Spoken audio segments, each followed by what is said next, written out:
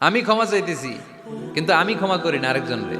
তো তুমি ক্ষমা করো না, তুমি ক্ষমা চাও কোন সাহসে? মা যাদাল্লাহু আবদান বিআফবিন ইল্লা ইজ্জান।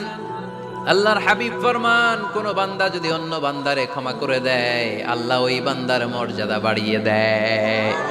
ওয়া ইন তা'ফু ওয়া তাসফাহু ওয়া তাগফিরু ফাইন্নাল্লাহা গফুরুর রহিম। তুমি যদি অন্যরে মাফ করে দাও, তুমি যদি অন্যের ভুল ক্ষমা করে দাও, তোমার ভুলগুলো ক্ষমা করে দিবে কে? আল্লাহুম্মা ইন্নাকা আফুন কারীম। কদরের রাত্রে আমরা পড়ি, আল্লাহ তুমি ক্ষমাশীল, তুহিব্বুল আফওয়া, ক্ষমা করাকে তুমি ভালোবাসো। ফাআফু আন্নি, আল্লাহ তুমি আমারে ক্ষমা করে দাও।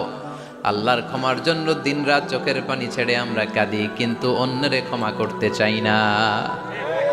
কথাটা বুঝতে পারছেন?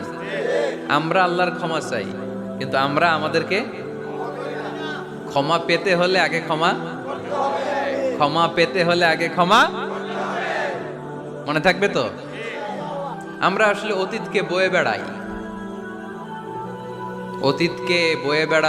অতীতকে ভুলতে চাই না। কোন বছর কে আমারে মারছিল ওইটারে মনে রাখছি, কোন 20 বছর আগে আমারে অপমান করছিল মনে রাখছি, তোরেও আমি অপমান করব। তুই আমারে মারছিলি, তোরেও মারো। মনে রাখিস, দেখায় দিব। তো এই দেখেন, খেয়াল করে দেখেন, 20 বছর আগে কোথায় আমার অপমান করছিল ওইটা আমি ভুলি নাই, মনে রাখা দিছি। তার মানে 20 বছর ধরে এটা জ্বলতেছে এদিকে। ক্ষতি কি আমার না অন্য কারো?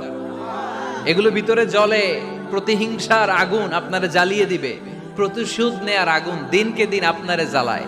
আপনি যদি একদিন ওরে অপমান করেন, মারেন, ও একদিন জ্বলবে, মরবে, কিন্তু প্রতিদিন আপনি জ্বলবেন। চিল্লা এখন ঠিক কিনা?